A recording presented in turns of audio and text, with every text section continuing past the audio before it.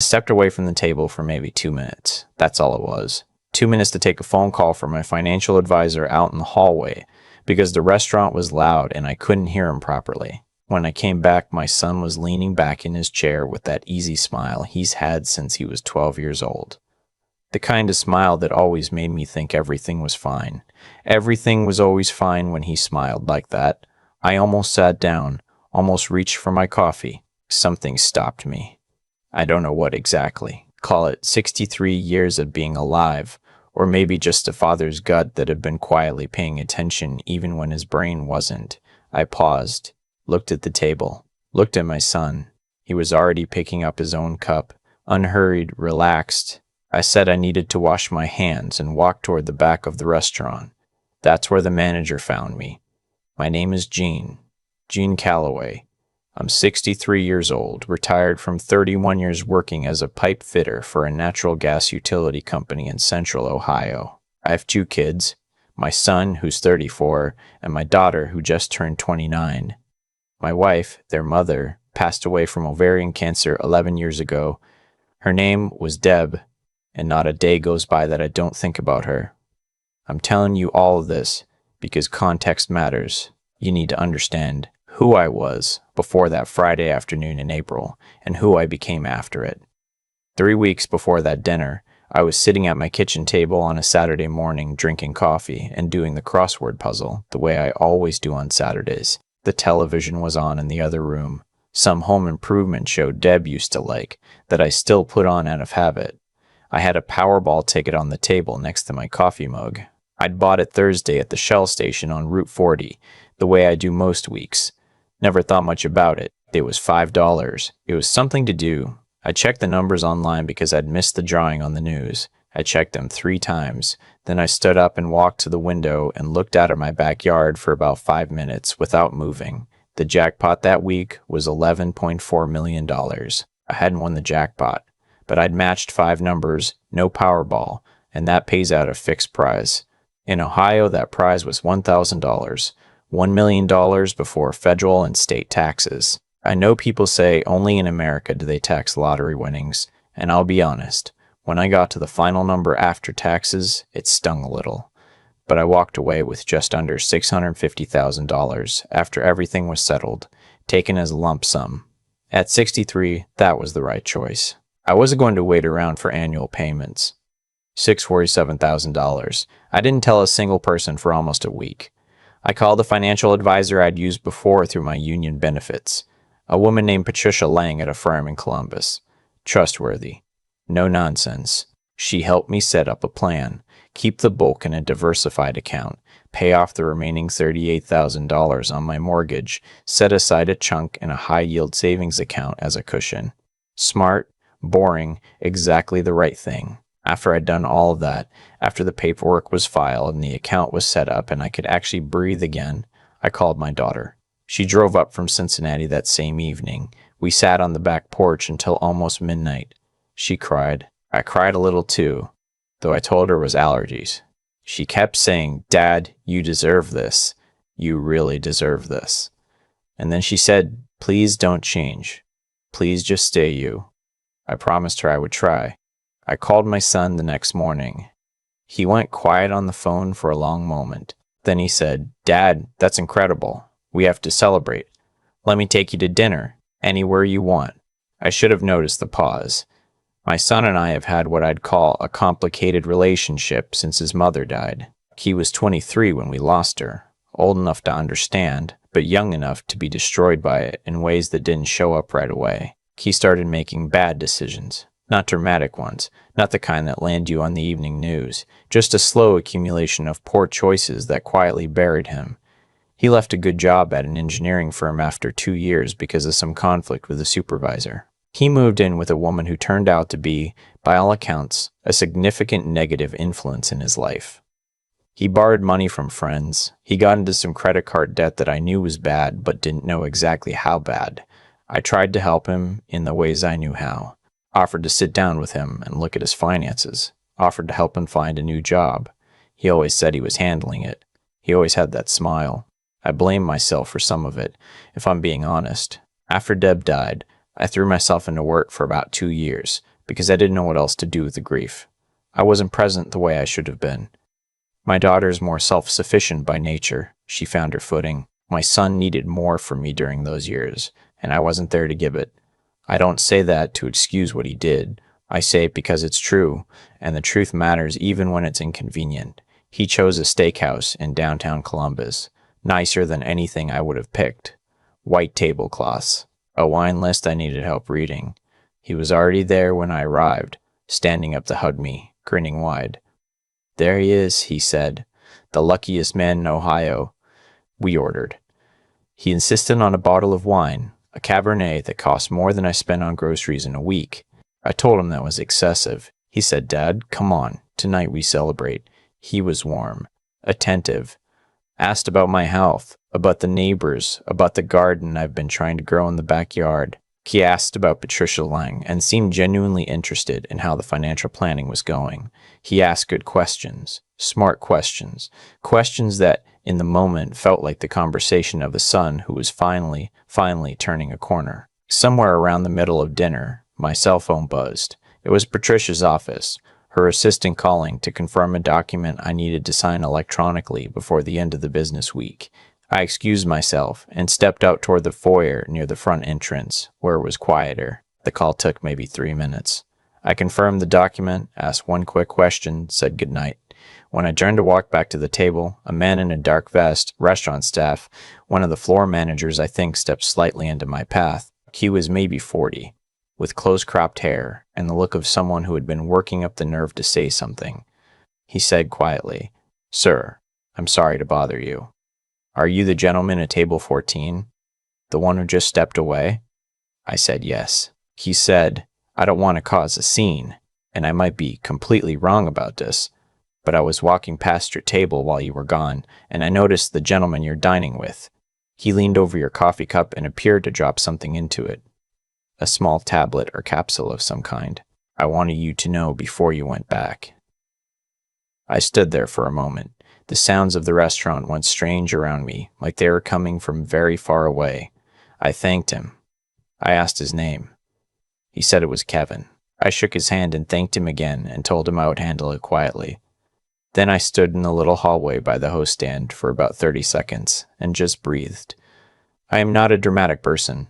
I have never been someone who makes scenes or raises his voice in public. 31 years of working in industrial environments teaches you to stay calm when things go wrong, because panic is how accidents happen. You identify the problem. You assess the situation. You act. I went back to the table. My son looked up with that smile. "Everything okay, Patricia's assistant?" I said. "Just paperwork." I sat down. My coffee cup was on the right side of my place setting, exactly where I'd left it. His was on his left. I reached for mine, picked it up, looked at it for a moment like I was checking the temperature, then set it back down and said, "Actually, let me steal a little of your coffee. Mine's gone cold." Before he could react, I reached across and took his cup and set it by my right hand. Then I moved mine over to his side. It happened in about 4 seconds. I kept talking. Something about the paperwork, something banal, so there was no gap in the conversation for him to fill with objection. He hesitated. Just for a fraction of a second, then he picked up my original cup and drank from it. We finished dinner. We talked about baseball. He told a story about a road trip he'd taken with some friends the previous summer. I listened. I watched. He seemed fine for about 20 minutes after we'd both had coffee. Then, while we were waiting for the check, he got quiet. He pressed one hand flat on the tablecloth. "Dad, I think I need some air. I don't feel right." By the time the valet brought his car around, he was visibly unwell. He was sweating. He said his vision felt blurry. I called 911. I stayed with him. I held his arm while we waited. I did not tell him what I knew. Not yet. The hospital was 20 minutes away. I followed the ambulance in my own car, my hand steady on the wheel, my mind working through the geometry of what had just happened. He had put something in my coffee. Whatever it was, it had affected him within 40 minutes of ingestion, which meant it wasn't something trivial, which meant this had been planned. The ER doctor came out and found me in the waiting room about 2 hours later. She was careful with her words, in the way that doctors are when they suspect something unusual. She said they'd found traces of a sedative compound in his bloodstream, a prescription sleep medication, specifically a benzodiazepine, in a quantity that was higher than therapeutic dosing. She asked if he had a prescription. I said I didn't know. She said they were keeping him for observation and asked whether there was anyone else who should be notified. I told her I would make some calls. I called my daughter first. She drove up from Cincinnati. She arrived at the hospital at close to 1 in the morning and found me sitting in the waiting room with a cup of terrible vending machine coffee. She looked at my face and didn't say anything for a moment. Then she sat down next to me and said, "Tell me." I told her everything. She cried, not loud crying, the quiet kind, with her hand over her mouth. Then she straightened up and asked what I needed her to do. That's always been the difference between my two kids.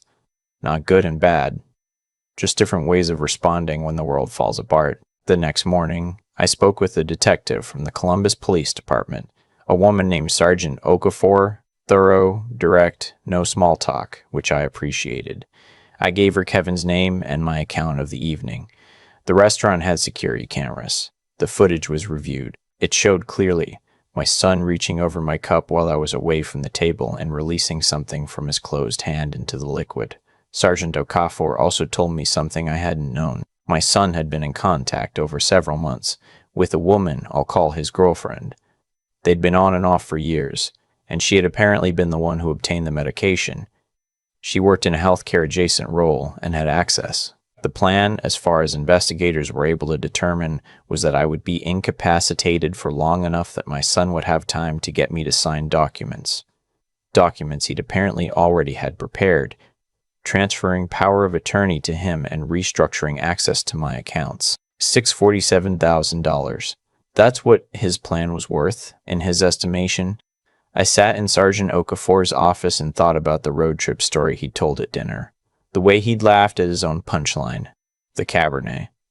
I thought about Deb, about what she would have said. She would not have been surprised, and that would have broken her heart, and knowing that broke mine.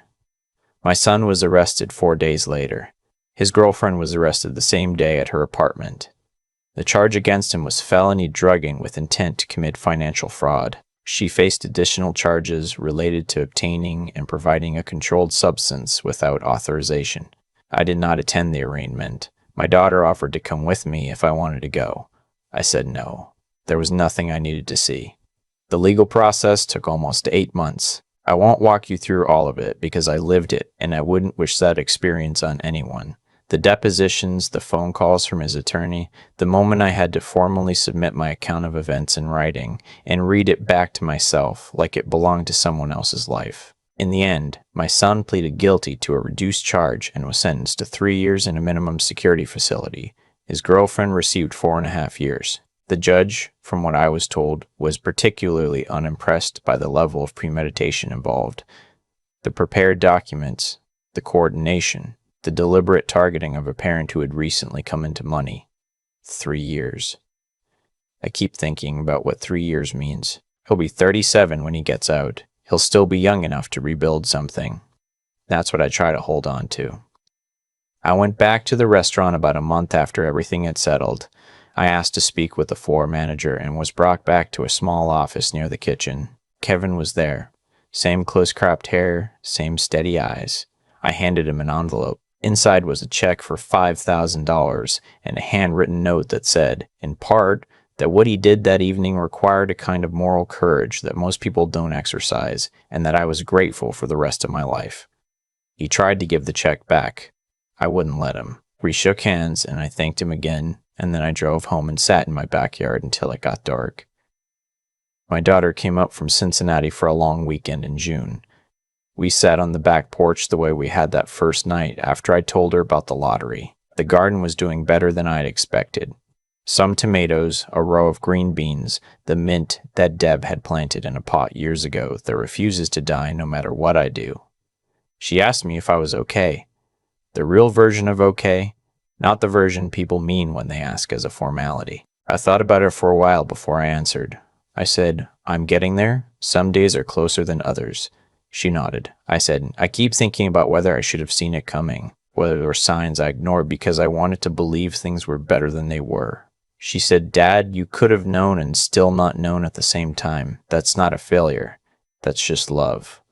I thought that was about the wisest thing I'd heard in a long time. We sat out there until the fireflies came on, and I didn't feel the need to say much of anything else. There are things I know now that I didn't know before that April. I know that money doesn't create greed in people. It reveals it. The greed was already there. The money just turned up the brightness until it was impossible to ignore. I know that the people who show up for you in quiet, unremarkable ways, the manager who walks a little out of his way to tell you something difficult, the daughter who drives 2 hours at midnight without being asked, those are the ones worth holding on to. I know that forgiving someone and trusting them again are two completely separate things, and that conflating them is a mistake I'm not willing to make. I still don't know what I'll say to my son when he gets out. I've thought about it more times than I can count. I've drafted versions of that conversation in my head, late at night, in the dark. Some of them are harder than others. What I do know is that I'm still standing, that I have a paid-off house, a reasonable financial plan, a backyard garden, and a daughter who drives 2 hours in the dark when her father needs her. Deb used to say that you find out who people really are, not in the easy times, but in the moments that cost something. She was right. She was almost always right. I miss her every single day. But I'm still here. And for now, that's enough. I've had a lot of time to sit with what happened. More time than I wanted, honestly. There were nights in the months after the arrest when I'd wake up at 2 or 3 in the morning and just lie there in the dark, running the whole evening back through my head like I was looking for a frame I'd missed. The dinner. The wine. The way he laughed at his own story about that road trip. I kept asking myself the same question that I think any parent would ask. How long had he been thinking about it? I don't have a clean answer for that. What I do have is this. The choices he made had consequences, and those consequences were entirely his own, not mine, not his mother's. His. That's a hard thing to hold on to when you love someone, because love wants to redistribute blame, wants to find a way to carry some of the weight for the person who wronged you. But accepting responsibility for someone else's deliberate actions isn't love. It's just a slower way of letting them hurt you twice. What my son did wasn't impulsive. It was planned. The documents, the girlfriend, the medication, the dinner reservation at a restaurant nice enough that I'd be relaxed and off guard. Premeditation like that doesn't come from a bad night or a moment of weakness. It comes from a long pattern of telling yourself that your needs matter more than someone else's safety. That's not something I caused. That's something he chose, inch by inch, over a long time. Kevin didn't have to say anything to me that night. He could have kept walking. Most people would have. What he did, stepping into my path, choosing the harder, more uncertain thing, that's what I think of when people talk about moral courage. It isn't the loud kind. It's the quiet kind. The kind that costs you something, even if only the risk of being wrong or being dismissed. He wasn't wrong, and he wasn't dismissed. My daughter drove 2 hours in the middle of the night without being asked. She sat next to me in a hospital waiting room and listened, and when I finished talking, she didn't try to fix anything or explain anything away. She just said she was there. That's intelligence of a different kind. Knowing that presence is sometimes worth more than answers. What I've come to understand at 63 is that character isn't something you can give someone. You can model it.